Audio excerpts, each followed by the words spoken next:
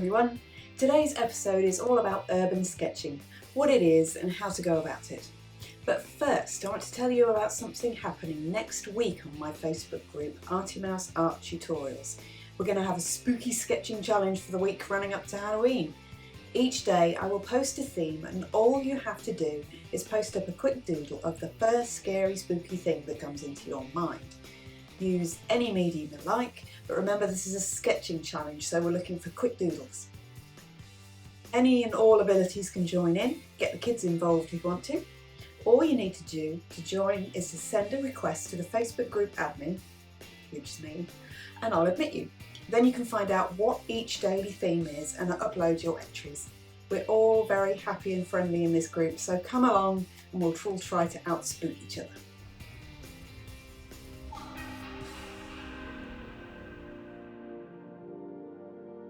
On to this week's episode about urban sketching. I had an email a couple of weeks ago from Muren, and that has inspired me. She told me, "I've been wondering how you get better at sketching, especially getting space to look real. I've spent some time drawing people I see on public transport lately.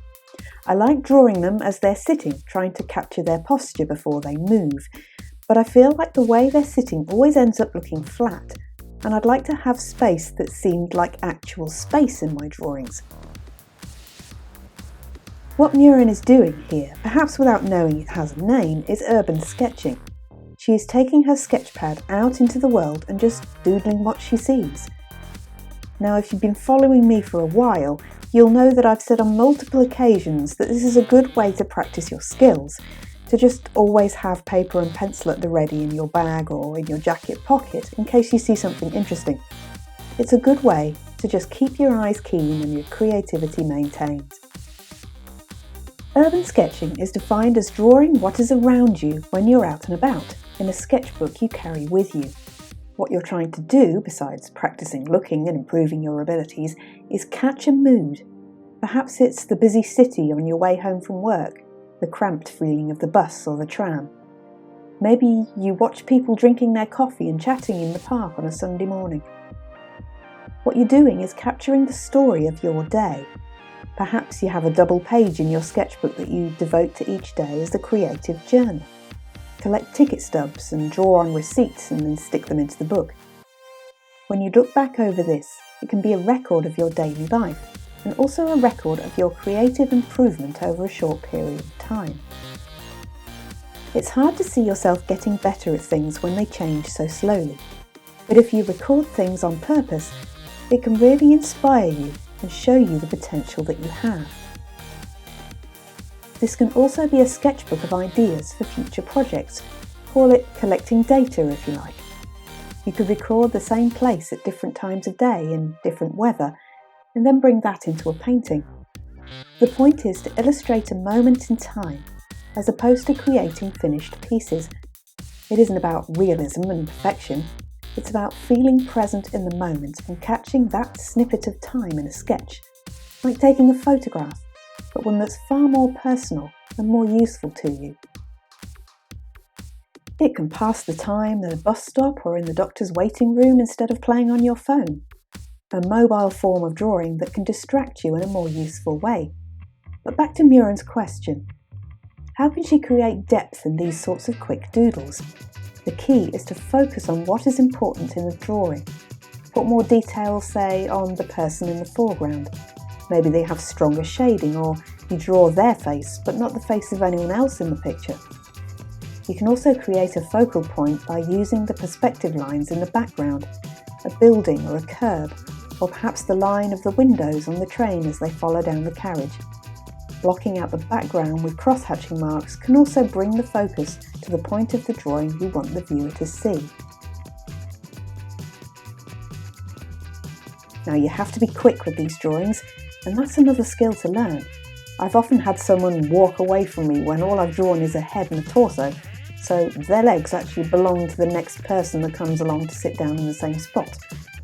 Feel free to cherry pick if you need to in order to get a complete image, but remember, everything must have come from the tableau in front of you in some way. Use your favourite materials for your drawings. I like working with a ballpoint pen, but some people will prefer pencil or an ink pen. Perhaps take a little set of watercolour tablets out on a walk with you. You can also mix it up, perhaps a wash of watercolour and then you add your details and ink. Feel free to play jazz with it, it's your drawing after all, and what are rules for if not to be broken? Here are some tips for your first trip out. Keep it simple. Concentrate on smaller areas at first and don't overwhelm yourself. Draw what speaks to you. I like drawing people the best, but you might enjoy the details of buildings or the geometric shapes of doors and windows. Go with what appeals to you. Be flexible. You might not get the angle you want. You might have someone sit down and ruin your view. It happens. Just choose something else and come back to it another day. Be prepared. You never know when inspiration will strike, so always have a paper and pen. And if you get the bug for this, buy yourself a little folding stool. Be quick. Don't overwork it, it's just a sketch, not a masterpiece. Your scene can change minute to minute, so keep up. Perfection. As I said, this isn't a masterpiece, don't get hung up on the result. Nobody has to see it, and if you really hate that part of the page, you can cover it with a ticket stub from the day before and draw something else over it tomorrow. Keep a low profile. There are two kinds of people in this game. Those who think you're a member of MI5 and you're stalking them, and those who want to look over your shoulder as you draw and chat and distract you. Some people like a chat whilst they draw, which is fair enough, but personally I need to concentrate. Either way, keep your head down and don't upset people. Above all, draw what you want to, when you want to. A creative journal is a lovely thing to have as a memory. To know that you've captured something is a wonderful feeling. I always take a sketchbook on holiday to draw in. Keep tickets and I press flowers that I find, flyers from gigs I went to and things that I saw from the plane. It's a great way to feel present in the moment rather than staring at your phone and ignoring the world. As Ferris Bueller said, life moves pretty fast. If you don't stop and look around once in a while, you could miss it.